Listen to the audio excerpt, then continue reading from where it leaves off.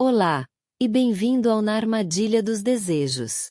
Eu nunca pensei que conhecer alguém poderia mudar tanto a minha vida. Meu nome é Laura, tenho 28 anos, e sempre adorei a arte, embora eu mesma não fosse uma artista profissional. Sempre gostei de desenhar, mas só por prazer. Nunca imaginei que o mundo da arte poderia me envolver de uma maneira tão intensa que acabasse virando toda a minha rotina. Tudo começou numa tarde ensolarada em Alfama, um bairro antigo de Lisboa, com suas ruas estreitas e paredes cheias de histórias. Eu caminhava pelas ruelas, admirando as fachadas coloridas e o aroma dos pastéis de nata que escapava das padarias, quando ouvi o som de pincéis raspando na parede e um murmúrio baixo de música que vinha de uma pequena galeria. Curiosa, me aproximei. Lá estava ele, Diogo. Com cerca de 30 anos, cabelos desgrenhados, expressão concentrada, pintando um mural enorme. Cada pincelada parecia carregada de emoção, como se ele colocasse não apenas tinta, mas pedaços da própria alma naquela parede. A intensidade do olhar dele, a maneira como se movia com precisão e ao mesmo tempo com liberdade, me hipnotizou. Eu fiquei parada ali, sem perceber quanto tempo passava. Havia algo nele que me atraía de uma forma que eu não conseguia explicar. Quando finalmente cruzei algumas palavras com ele, percebi que ele precisava de alguém que acreditasse nele, alguém que estivesse ao seu lado enquanto ele se perdia em seu próprio mundo. E, sem pensar duas vezes, decidi ser essa pessoa. Comecei a ajudá-lo com pequenas coisas, levava suas tintas, organizava suas telas, ajudava a carregar equipamentos pesados para exposições e revisava textos para seus catálogos. Aos poucos, minha presença se tornou constante. Eu passava horas preparando café para ele às 4 da manhã, acompanhava-o em reuniões com galerias e eventos culturais, e ficava observando cada detalhe do seu processo criativo.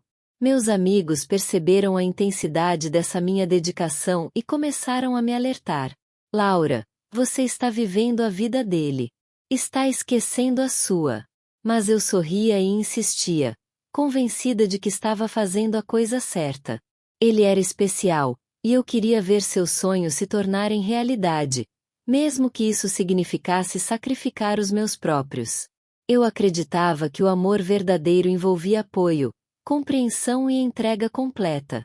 Algumas tardes, depois de ajudá-lo a pendurar quadros ou organizar detalhes de exposições, sentávamos na beira do Tejo, com os barcos passando devagar e o vento leve bagunçando meu cabelo.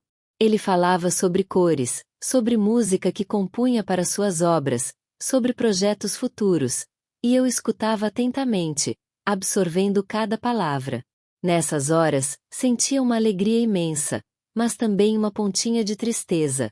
Minhas próprias paixões, meus pequenos sonhos, ficavam sempre em segundo plano. Quando ele estava inspirado, esquecia-se de tudo ao redor. Eu observava suas mãos sujas de tinta, seus olhos brilhando, e sentia uma mistura de orgulho e medo. Orgulho por estar perto de alguém tão talentoso, medo de que, no caminho de seu sucesso, eu acabasse perdida, invisível. Mas cada sorriso dele, cada palavra de agradecimento, cada olhar que ele me lançava quando ninguém mais via, me fazia sentir que todo o esforço valia a pena. Havia também momentos de tensão. Às vezes, ele ficava irritado, impaciente com pequenos erros ou atrasos. E eu, mesmo cansada, tentava acalmar a situação, lembrando a mim mesma que essa era a vida de um artista em busca de sua própria perfeição. Eu aprendi a suportar longas horas sem descanso, a renunciar meus planos pessoais e a me concentrar apenas em ajudá-lo a brilhar. Mesmo assim, não havia arrependimentos. Cada pequena vitória dele, cada exposição realizada, cada elogio recebido me dava uma sensação de realização. Sentia que fazia parte de algo maior, que estava ajudando a construir o futuro de alguém especial. E, secretamente, gostava dessa sensação de importância, mesmo que fosse invisível para todos os outros. Mas, mesmo entre cores e músicas, cafés e telas, eu sentia uma dúvida persistente. Até que ponto vale a pena sacrificar tanto de si mesma por alguém? Eu não tinha resposta, mas continuava acreditando que a minha entrega era prova de um amor verdadeiro. Mal sabia eu que esse caminho de devoção absoluta me levaria a confrontar uma dura realidade sobre quem realmente eu era e o que queria para minha própria vida. Aquele dia em Alfama marcou o começo de tudo. Eu não sabia que estava prestes a mergulhar em uma história de dedicação, paixão e escolhas que testariam os limites da minha paciência, coragem e amor próprio. Nos dias seguintes ao nosso primeiro encontro em Alfama, minha vida passou a girar em torno de Diogo. Cada manhã começava cedo. Eu acordava antes do sol nascer, preparava café fresco, arrumava suas tintas e pincéis e organizava suas telas na pequena galeria que ele alugara para trabalhar. Eu sentia que, de alguma forma, cada gesto meu contribuía para que ele pudesse criar sem preocupações. E, no fundo, isso me dava uma sensação de propósito. Mas nem tudo era tão simples quanto parecia. À medida que passavam os dias, percebia que minhas próprias ambições eram deixadas de lado. Eu sempre sonhei em ter minhas próprias exposições, mostrar minhas ideias, criar algo só meu. Mas, cada vez que tentava dedicar algumas horas para mim, Diogo precisava de ajuda. Uma revisão de convite para uma exposição, uma entrega atrasada de tinta, uma reunião inesperada com investidores. E eu corria para ajudá-lo, ignorando meus próprios planos. Meus amigos começaram a perceber que algo estava errado. Numa tarde, enquanto tomávamos café em uma pequena cafeteria perto do Largo do Chafariz de Dentro, minha amiga Beatriz disse, com um tom de preocupação: Laura, você está sempre correndo para ele. Quando foi a última vez que fez algo só por você? Eu sorri, tentando esconder o desconforto. Estou feliz assim, Bea. Ele precisa de mim. Mas, mesmo dizendo essas palavras, uma pontinha de dúvida começou a crescer dentro de mim. Eu amava Diogo, isso era inegável. Mas ao mesmo tempo, sentia uma estranha tristeza, uma sensação de que eu mesma estava me perdendo enquanto cuidava de alguém que parecia viver em outro mundo, feito só de cores, formas e melodias. Nos finais de tarde, quando o sol dourava as ruas de Lisboa, sentávamos na beira do Tejo depois de longas horas de trabalho. Eu olhava para ele falando sobre novos projetos, ideias, sonhos, e me sentia dividida. Orgulhosa de sua paixão, mas também silenciosamente sufocada pela minha própria ausência. Em algumas dessas tardes, Diogo estava irritado por algo trivial. Uma tinta que secou rápido demais, uma tela que não estava perfeitamente alinhada, e eu tinha que acalmar sua frustração, escondendo meu cansaço e meus próprios sentimentos. Apesar disso, havia momentos de ternura que faziam tudo parecer valer a pena.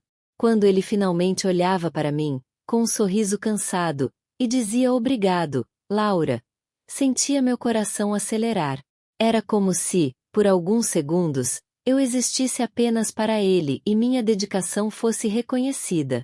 Esses momentos me mantinham firme, mesmo quando o peso da rotina e da entrega total parecia insuportável. No entanto, não demorou muito para que eu percebesse sinais sutis do egoísmo dele. Durante reuniões com galerias ou eventos culturais, Diogo costumava agradecer a todos. Amigos, agentes, familiares, menos a mim. Eu estava lá, ajudando em tudo nos bastidores, mas meu nome parecia invisível diante de todos. Naquele momento, uma pequena pontada de dor surgia, mas eu tentava ignorá-la, dizendo a mim mesma que o que importava era o sucesso dele, não o reconhecimento. Em casa, meus dias eram uma mistura de euforia e cansaço. Organizar as telas, preparar apresentações, ajudar com contatos, escrever mensagens para galerias, carregar caixas de tinta. Tudo isso ocupava minhas horas, enquanto meus próprios desenhos permaneciam guardados na gaveta. E mesmo quando me sentava para criar algo meu, a culpa surgia. Deveria estar ajudando Diogo. Certa noite, após um dia particularmente longo, sentei-me à janela do meu pequeno apartamento no bairro da Graça, olhando para as luzes de Lisboa refletindo no Tejo. Perguntei a mim mesma se algum dia seria capaz de equilibrar minha vida e minha dedicação a ele. Um sentimento novo surgiu: medo de me perder completamente, medo de acordar um dia e perceber que tudo o que tinha feito, todo o meu esforço, não havia sido visto nem apreciado de verdade. Mesmo assim, continuei. Acreditei que meu amor e minha dedicação seriam recompensados, que Diogo perceberia o quanto eu era essencial em sua vida. A cada pequena vitória dele, a cada exposição bem-sucedida, a cada elogio recebido, eu sentia uma alegria silenciosa, mas profunda. Eu era sua sombra, seu apoio invisível, e acreditava que isso era suficiente. Mas, mesmo entre tintas, telas e música, uma dúvida começou a se tornar insistente. Será que minha própria vida ainda tinha valor, ou eu estava me tornando apenas uma extensão dos sonhos dele? E foi nesse misto de amor, devoção e insegurança que percebi que o caminho à frente seria mais difícil do que eu jamais imaginara. Eu não sabia que minha entrega absoluta logo seria testada de uma maneira que mudaria para sempre minha percepção sobre amor, reconhecimento e felicidade. Nos meses seguintes, minha vida com Diogo se transformou em uma rotina quase ritualística. Eu cuidava de tudo para que ele pudesse criar, ele criava, e eu desaparecia aos poucos dentro de minha própria sombra. Eu sabia que minhas amigas, principalmente Beatriz, estavam preocupadas. Elas me lembravam constantemente: Laura, você precisa viver a sua vida. Eu estou vivendo, Bea, eu respondia, tentando me convencer. Estou ajudando alguém que amo. Mas a verdade era diferente. Cada dia parecia consumir um pedaço meu. As manhãs começavam às 4 com café fresco, e o trabalho nunca acabava. Entre enviar convites para galerias, organizar exposições, preparar seus materiais e acompanhar reuniões, minhas próprias ideias permaneciam guardadas, invisíveis. Cada pequena conquista de Diogo parecia apagar a minha existência. Certa tarde, ele recebeu uma proposta para uma exposição importante em uma galeria renomada do centro de Lisboa. Era a oportunidade que ele esperava há meses. Eu, claro, fiquei excitada com a notícia e imediatamente comecei a ajudá-lo. Revisei o catálogo, organizei as telas, fiz contatos para divulgação. Mas, no fundo, uma pontada de ansiedade surgiu. Será que, desta vez, vou conseguir me fazer notar? Será que ele vai perceber que estou sempre aqui, fazendo tudo por ele? O dia da abertura da exposição chegou. A galeria estava lotada, luzes acesas, música suave preenchendo o espaço. Diogo caminhava entre os convidados, falando sobre cada quadro, explicando suas inspirações. E eu estava ali, nos bastidores, ajustando detalhes de última hora, certificando-me de que nada desse errado. Meu coração batia acelerado, não de ansiedade pelo evento, mas pelo que eu sentia, medo de continuar invisível. Quando a noite avançou, ouvi elogios e aplausos. Diogo subiu ao palco improvisado para agradecer publicamente. Ele falou sobre amigos que o apoiaram, sobre agentes e até sobre sua família. Mas não disse uma palavra sobre mim. Nenhum obrigada ou reconhecimento pelo que eu havia feito. Meu peito apertou.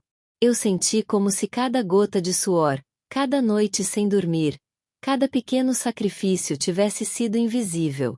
Naquela mesma noite, enquanto arrumava o material que tínhamos usado, Diogo se aproximou e disse: Laura, você não precisa se preocupar. Está tudo bem. Era tudo o que ele disse. Nada de obrigada. Nada de eu não conseguiria sem você. E eu, com um nó na garganta, me senti menor do que nunca. Nos dias seguintes, tentei ignorar a dor. Continuei ajudando, continuei a me perder em suas necessidades. Mas cada gesto parecia mais pesado. Até que um pequeno incidente me despertou.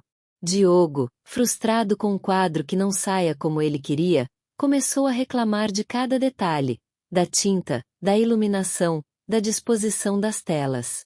Eu tentei acalmá-lo, sugere pequenas mudanças, mas ele parecia cego para qualquer esforço meu.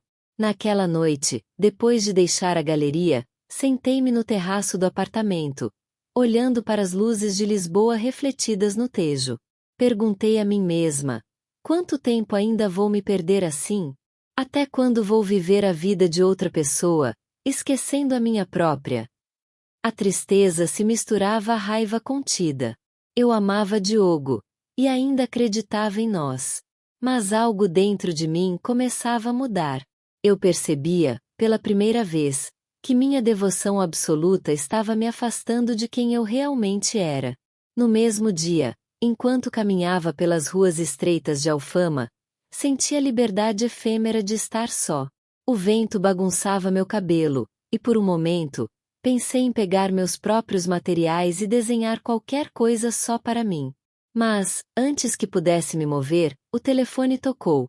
Era Diogo, precisando de ajuda com um prazo de última hora. E, como sempre, eu disse sim. Aos poucos, comecei a notar um padrão.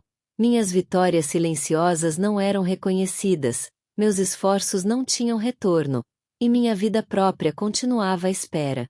Cada gesto de cuidado que eu fazia por ele parecia apenas reforçar a minha invisibilidade. E foi nesse turbilhão de emoções, amor, dedicação, frustração e dúvida, que percebi que talvez estivesse caminhando para um ponto sem retorno. No fundo, eu ainda acreditava no amor. Mas uma pergunta começou a ecoar em minha mente: será que amor verdadeiro exige sacrificar completamente a si mesmo? Ou será que a felicidade também precisa incluir o reconhecimento e a valorização de quem somos? E enquanto caminhava sozinha à beira do Tejo naquela noite, percebi que precisava de respostas. E que elas poderiam vir a um preço que eu ainda não estava preparada para pagar. Nos meses que se seguiram à exposição de Diogo, eu comecei a sentir algo novo. Uma inquietação silenciosa, uma sensação de que minha vida estava escorrendo pelos dedos enquanto eu me dedicava exclusivamente a ele. Cada manhã, cada café às 4 da manhã, cada revisão de catálogos e organização de exposições começava a me parecer um peso invisível. Mas, ainda assim, eu continuava. Certa tarde, depois de mais uma reunião em uma galeria no Chiado, percebi que estava cansada de ser apenas a sombra de alguém. Eu carregava caixas de tinta, ajustava iluminação, revisava detalhes, e ele recebia os aplausos, os elogios e os agradecimentos. E eu? Eu estava sempre nos bastidores, invisível. Enquanto caminhava pelas ruas estreitas de Alfama, tentando organizar meus pensamentos, percebi algo que não podia mais ignorar. Minha própria voz estava desaparecendo. Não apenas meus sonhos, mas minhas opiniões, minhas vontades, minhas pequenas alegrias. Tudo havia sido engolido pela dedicação absoluta a alguém que parecia nem perceber minha existência. Naquele dia, decidi que precisava de uma mudança. Comecei a desenhar novamente, algo simples, apenas para mim. No início, senti culpa, mas logo a sensação de liberdade foi mais forte. A cada linha que eu traçava, sentia como se estivesse recuperando um pedaço perdido de mim mesma. Eu lembrava das tardes que passávamos à beira do Tejo, e pela primeira vez percebi que não poderia mais viver apenas nas sombras da vida de Diogo. No entanto, o caminho não seria fácil. Diogo começou a perceber que eu estava distante.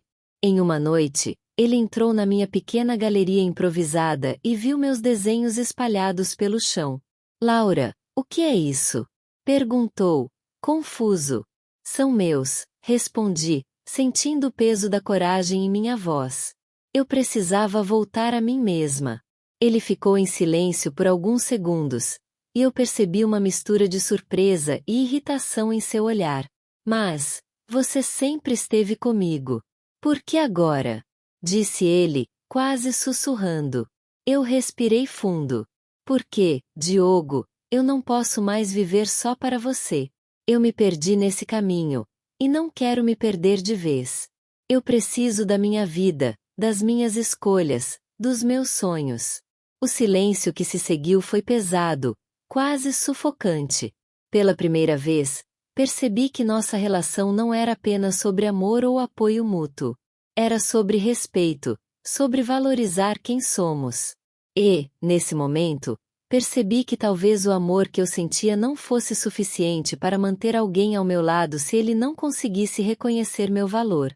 Nos dias seguintes, comecei a estabelecer limites. Eu ainda ajudava Diogo, mas não mais sacrificava meus próprios sonhos. Comecei a participar de pequenos workshops de arte, a me encontrar com amigos e a criar meu próprio espaço para minhas ideias. Cada passo era uma batalha silenciosa contra a culpa e a insegurança. Mas eu sentia que estava finalmente vivendo para mim mesma. Um dia, enquanto eu organizava uma pequena exposição com minhas próprias obras em um café artístico perto do cais do Sodré, vi Diogo entrar.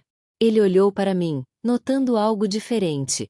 Minha postura mais confiante, meu olhar firme, minha independência recém-descoberta. Laura, ele começou, mas eu interrompi. Diogo, não mais. Eu já não posso ser apenas o que você precisa. Eu também tenho meus sonhos. Ele ficou em silêncio, sem saber o que dizer. Pela primeira vez, eu estava no controle da minha própria vida. Não precisava da aprovação dele, nem de reconhecimento. Eu sentia uma força nova, uma determinação que me fazia perceber que minha felicidade não dependia da atenção de ninguém, mas da minha própria coragem de existir plenamente. Naquela noite, depois de fechar a galeria e caminhar sozinha pela beira do Tejo, senti uma mistura de alívio e tristeza. Eu amava Diogo, mas entendi que amor não é se perder no outro. É caminhar lado a lado, reconhecendo e valorizando cada indivíduo. E pela primeira vez, percebi que poderia seguir meu caminho, mesmo que isso significasse me afastar de quem eu amava. Enquanto o vento suave soprava e refletia a luz das ruas na água, percebi que algo estava mudando. Eu estava despertando para mim mesma, para minha vida, para meu valor. E uma pergunta começou a surgir, silenciosa, mas insistente.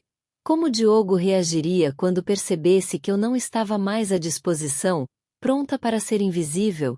Os dias após meu despertar foram os mais intensos da minha vida. Eu me sentia viva de uma forma que nunca havia experimentado. Cada manhã eu acordava pensando em mim mesma, em minhas escolhas, nos pequenos passos que finalmente me levavam a recuperar a Laura que eu havia deixado de lado por tanto tempo. Mas, ao mesmo tempo, sentia um peso. Como seria o futuro ao lado de Diogo, agora que eu não era mais apenas sua sombra? Em uma tarde ensolarada, ele apareceu na minha pequena galeria, onde eu estava finalizando meus trabalhos para uma exposição local. Olhou para mim com aqueles olhos profundos, cheios de algo que eu não conseguia identificar. Arrependimento, surpresa, talvez até medo. Laura, eu não esperava que você fosse fazer isso, disse ele, sua voz carregada de tensão. Fazer o quê? Viver minha própria vida? Respondi, mantendo minha voz firme. Diogo, eu te ajudei por amor. Mas agora é hora de eu cuidar de mim mesma. Ele ficou em silêncio, andando pela galeria, olhando cada desenho, cada pintura, cada detalhe que eu criará sozinha. Pela primeira vez, percebi que ele notava minha presença de verdade, não apenas como suporte, mas como alguém com identidade própria. Mas, apesar de finalmente me reconhecer, não havia garantia de que tudo voltaria ao que era antes. Nos dias seguintes, tentamos nos encontrar algumas vezes. Diogo tentava recuperar a proximidade que sempre tivemos, mas eu sabia que algo havia mudado. Eu não podia mais voltar a ser invisível. Minha independência se tornará uma parte essencial de quem eu sou. E foi nesse período que percebi algo importante. Amar alguém não significa se anular por completo. Chegou o dia de uma grande exposição coletiva em Lisboa, na qual ambos participávamos. Eu com minhas obras, ele com as dele. As luzes da galeria brilhavam intensamente, e os visitantes circulavam entre quadros e esculturas. Diogo subiu ao palco para falar, e pela primeira vez, ele fez algo que me surpreendeu. Mencionou todos que o apoiaram, incluindo amigos e familiares. Mas, novamente, meu nome não foi citado. Meu coração apertou, mas eu permaneci firme. Não precisava de reconhecimento público para saber meu valor. Quando a noite terminou, caminhei sozinha até a beira do Tejo. As luzes refletiam na água, criando um cenário quase mágico, e eu percebi que tinha feito a escolha certa. Eu não seria mais apenas parte do sucesso de outra pessoa. Minha felicidade não dependia do aplauso alheio. Algumas semanas depois, Diogo entrou em minha galeria sem avisar. Havia uma expressão em seu rosto que eu nunca tinha visto antes. Vulnerabilidade. Laura, ele começou, mas eu interrompi. Diogo, eu te amo, mas não posso mais viver só para você. Eu me perdi tentando ser tudo para alguém que não percebeu minha existência. Agora, estou inteira, e se você quer continuar comigo, terá que me enxergar de verdade, com tudo que eu sou. Ele ficou parado, sem palavras. Pela primeira vez, não havia mais pressa, nem expectativas. Eu estava calma, confiante e certa da minha escolha. O futuro era incerto, mas, pela primeira vez, ele pertencia a mim também. E então, algo inesperado aconteceu.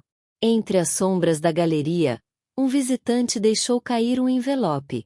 Eu me abaixei para pegá-lo e, ao abrir, encontrei um convite para participar de uma exposição internacional. Algo que poderia mudar minha carreira para sempre. Meus olhos se encheram de lágrimas, mas não de tristeza, de alegria, de realização, de liberdade. Diogo me olhou, e pela primeira vez, percebi algo diferente em seu olhar. Ele parecia compreender, finalmente, que eu não era apenas apoio para o sucesso dele. Eu tinha minha própria voz, meu próprio caminho, meu próprio brilho. Enquanto caminhava sozinha pelas ruas iluminadas de Lisboa naquela noite, senti uma mistura de alívio e ansiedade. Eu sabia que muitas decisões ainda viriam, e que minha relação com Diogo poderia mudar completamente. Mas havia uma certeza dentro de mim. Eu escolheria sempre a Laura que eu havia reencontrado, a mulher que finalmente se permitia viver para si mesma. E ali, olhando para o Tejo, uma ideia surgiu, silenciosa e instigante. Se eu tivesse o poder de reescrever minha vida, quais outros caminhos eu poderia explorar? Que segredos ainda estavam escondidos entre as cores das minhas pinturas e as notas das minhas músicas? A resposta ainda estava por vir. E eu sabia que o próximo capítulo seria tão inesperado quanto transformador. Obrigado por estar conosco no canal Na Armadilha dos Desejos. Inscreva-se, curta e não perca novas histórias.